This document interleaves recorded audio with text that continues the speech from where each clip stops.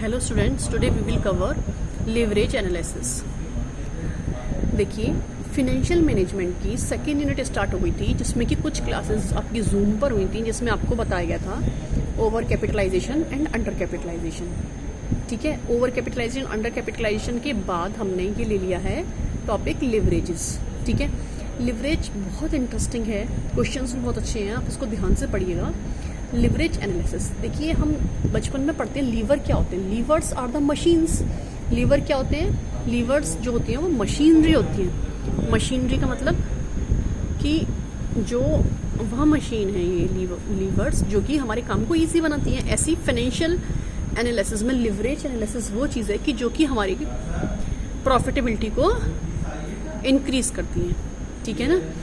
क्या है ये? Leverage analysis is the technique which is used to quantify risk return relationship of different alternatives of capital structure। मतलब capital structure जो है वो चेंज होता है, वेरी होता है, तो उसके हिसाब से जो है आपकी लिवरेज, उसके हिसाब से आपकी रिस्क और रिटर्न पे जो इफेक्ट पड़ता है। रिटर्न पे जो इफेक्ट पड़ता है मतलब आपने क्या किया, डेट ज़्यादा बढ़ा दिया अपने बिजनेस में तो रिटर्न बढ़ गया या कम हो गया, या फिर इक्विटी ज़्यादा बढ़ा दी तो हमारे बिजनेस का रिटर्न बढ़ गया या कम हो गया। ये चीज़ें किस में शो होती हैं? लिवरेज एनालिसिस में। ठीक है ना। अब हम सीधे सीधे आ जाते हैं types of leverages. Leverages 3 type के होते हैं: ऑपरेटिंग लिवरेज, फाइनेंशियल लिवरेज और मिक्स्ड लिवरेज। ठीक है।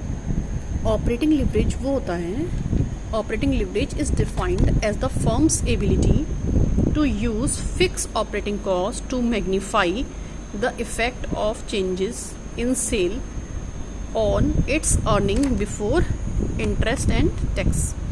तो इसको ये ऐसा करके समझिए कि ऑपरेटिंग लिवरेज वो लिवरेज है जिससे कि हम फर्म की जो फिक्स कॉस्ट होती है, फिक्स्ड कॉस्ट समझ रहे हो ना, जो कि फिक्स कॉस्ट है कि इतनी तो हमें पे करनी ही करनी है, तो उस फिक्स कॉस्ट के लिए हमारा, अगर आप ये समझिए, इसको इस तरह से समझिए, फिक्स्ड कॉस्ट तो हमें देनी ही देनी है, चाहे हम उससे बिजनेस में 1 यूनिट प्रोड्यूस करें, चाहे 100 यूनिट प्रोड्यूस करें, चाहे 1000 यूनिट प्रोड्यूस करें। तो फिक्स कॉस्ट को जो है, जिसमें फिक्स कॉस्ट लगी हुई है, उसमें हम वॉल्यूम ऑफ प्रोडक्शन बढ़ा के हम क्या कर सकते हैं, उसमें अपनी प्रॉफिटेबिलिटी इंक्रीज कर सकते हैं। तो ability to use fix operating cost to magnify effect of sales, कि इफ जितना ज़्यादा आप यूनिट सामान बेचेंगे उससे आपको उतना ही ज़्यादा प्रॉफिट होगा। ऐसे करके समझिए, एक मशीन है जिसकी कॉस्ट है 1 लाख रुपीज़। तो मशीन की जो कॉस्ट है वो किस टाइप की कॉस्ट होगी? फिक्स कॉस्ट होगी या वेरिएबल कॉस्ट होगी? मशीन की cost of course fix cost होगी, क्योंकि आपको यूनिट आउटपुट के संग हर बार नई मशीन तो नहीं खरीदनी। फिक्स कॉस्ट और वेरिएबल कॉस्ट में क्या डिफरेंस होता है? वेरिएबल कॉस्ट वो होती है जो कि यूनिट आउटपुट के साथ आपको हर बार चेंज करनी होती है। ठीक है ना। जैसे कि आपने रॉ मटेरियल लिया, अगर आपको 2 यूनिट बनानी है तो आपको 2 यूनिट के हिसाब से रॉ मटेरियल लेना पड़ेगा। आपको 4 यूनिट बनानी है तो आपको 4 यूनिट के हिसाब से रॉ मटेरियल लेना पड़ेगा। ठीक है। और फिक्स कॉस्ट वो होती है कि एक बार आपने मशीन खरीदी, उसके बाद आप चाहे उससे 1 यूनिट प्रोड्यूस करें, चाहे 2 यूनिट, चाहे 10 यूनिट, लेकिन आपको उसका उतना पे तो करना ही करना है। ठीक है ना। तो देखिए यहाँ पे ऑपरेटिंग लिवरेज का मतलब क्या हुआ कि आपने एक मशीन खरीदी 1 लाख रुपए की। अब ये आपके ऊपर है कि आप उससे 1 यूनिट निकाल रहे हैं या फिर आप उससे जो है 50,000 यूनिट निकाल रहे हैं या 10,000 यूनिट निकाल रहे हैं। अब आप बताइए, 1 यूनिट निकालेंगे तो उस पूरी 1 यूनिट की कॉस्ट कितनी पड़ेगी? 1 लाख प्लस वेरिएबल कॉस्ट, यही तो पड़ेगी। क्योंकि उस मशीन की कॉस्ट का क्या करेंगे हम? मशीन की जो कॉस्ट है वो कहाँ जाएगी भाई? तो वो इसी वजह से जब हमारी किसी भी बिजनेस में जहाँ पे फिक्स कॉस्ट लगी हुई हो, वहाँ पे हम अपना वॉल्यूम प्रोडक्शन उतना ज़्यादा बढ़ा दें कि हमारी जो फिक्स कॉस्ट है वो बहुत ही कम रह जाए, क्योंकि रॉ मटेरियल तो यूनिट वाइज आएगा ही आएगा। ठीक है ना। तो फिक्स कॉस्ट को हम स्प्रेड कर देते हैं, जिससे कि हमारी बिजनेस की प्रॉफिटेबिलिटी बढ़ जाती है। यही ऑपरेटिंग लिवरेज के अंदर होता है। बात समझ में आ रही है? अब देखो, डिग्री ऑफ ऑपरेटिंग लिवरेज क्या होता है? Percentage change in EBIT divide by percentage change in sales. EBIT क्या होता है? Earning before interest and tax. मतलब सेल बढ़ाने पर कितनी अर्निंग बढ़ जाती है बिफोर इंटरेस्ट एंड टैक्स। बात समझ में आ रही है? सेल के बढ़ाने पर बिफोर इंटरेस्ट एंड टैक्स कितनी अर्निंग बढ़ती है, ये है हमारा ऑपरेटिंग लिवरेज। ठीक है, इसका फॉर्मूला और जो दूसरा निकल कर आता है, ये तो आपको समझने के लिए है। ये वाली जो डिग्री ऑफ ऑपरेटिंग लिवरेज का जो फॉर्मूला है, ये समझने के लिए है, कैलकुलेट करने के लिए ये वाला है, क्योंकि इसमें परसेंटेज चेंज है ना।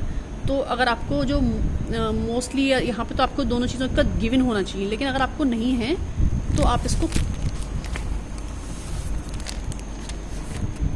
इस वाले फॉर्मूले से, क्वेश्चन मोस्टली इस वाले फॉर्मूले से कैलकुलेट होता है। यही इसी वाले से ड्राइव होके यहाँ पे ये बनता है कंट्रीब्यूशन डिवाइड बाई EBIT। ठीक है, कंट्रीब्यूशन क्या होता है? अब ये समझिए, कंट्रीब्यूशन होता है sales minus variable cost. EBIT क्या होता है? Sales minus variable cost minus fix cost. ठीक है ना, EBIT क्या है? Sales minus variable cost minus fix cost. ठीक है ना, तो क्या करना है हमें इसमें? EBIT हमें निकालना है और कंट्रीब्यूशन निकालना है। अब क्वेश्चन देख लीजिए, एक क्वेश्चन हमें गिवन है, सेल्स है हमारी 1 लाख रुपीज़, वेरिएबल कॉस्ट है 40,000 रुपीज़, फिक्स कॉस्ट है हमारी 30,000 रुपीज़। ठीक है, और हमारा दे रखा है इंटरेस्ट रेट, दे रखा है इन्होंने 10% ऑफ डेट, 1 लाख के डेप्ट हैं। अब इससे अभी हमें इससे हमारी तीनों, इस क्वेश्चन से हमारे तीनों लिवरेजेस निकलेंगे, लेकिन अभी हमें सिर्फ पहला लिवरेज निकालना है, जिसका कि नाम है ऑपरेटिंग लिवरेज। तो हो सकता है कि इसमें कुछ इन्फॉर्मेशन आपके काम की ना हो। ठीक है ना, अब हमें क्या चाहिए? कंट्रीब्यूशन चाहिए। कंट्रीब्यूशन का क्या फॉर्मूला बताया था? Sales minus variable cost. ठीक है ना, और EBIT चाहिए। EBIT का क्या होता है? Sales minus variable cost minus fix cost. भाई EBIT का मतलब क्या है? Earning before interest and tax. तो क्या होगा जब हमारी पूरी जो है कॉस्ट निकल आएगी, कॉस्ट में पूरी टोटल वेरिएबल कॉस्ट भी आ जाती है, फिक्स कॉस्ट भी आ जाती है, तो जो हमारी सेल है उसमें से हमारी दोनों तरह की कॉस्ट माइनस हो जाएंगी, तभी तो हमारा अर्निंग निकलेगा। ठीक है ना, अब देखिए कंट्रीब्यूशन में क्या है हमारा? सेल्स कितनी है? 1 लाख रुपीज़ की हमारी सेल हो रही है, माइनस करेंगे कितना?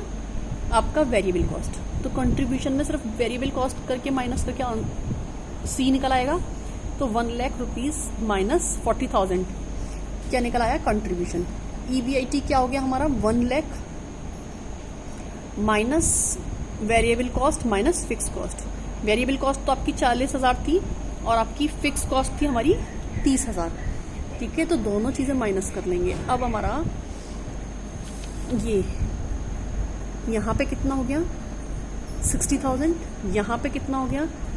ये हमारा हो गया 30,000। 60,000 डिवाइड बाई 30,000 तो क्या हो जाएगा? 2। तो हमारा डिग्री ऑफ ऑपरेटिंग लिवरेज क्या है हमारा? 2। मतलब इस यहाँ पे हमारा 2 फोल्ड इंक्रीज हो रहा है अब इस लिवरेज के हिसाब से। ठीक है ना, अगर हमने फिक्स कॉस्ट लगा के जितनी सेल करी है उसमें हमारा 2 फोल्ड इंक्रीज हो रहा है। तो मतलब डिग्री ऑफ ऑपरेटिंग लिवरेज क्या है यहाँ पे? 2। सीधे सीधे समझ लो, आपको एनालिसिस करने को नहीं आएगी। ठीक है, समझ में आ गया? चलिए अब इसे आगे नेक्स्ट लेक्चर में फाइनेंशियल लिवरेज और कंबाइंड लिवरेज क्लियर करेंगे। ठीक है, चलिए, okay, have a good day.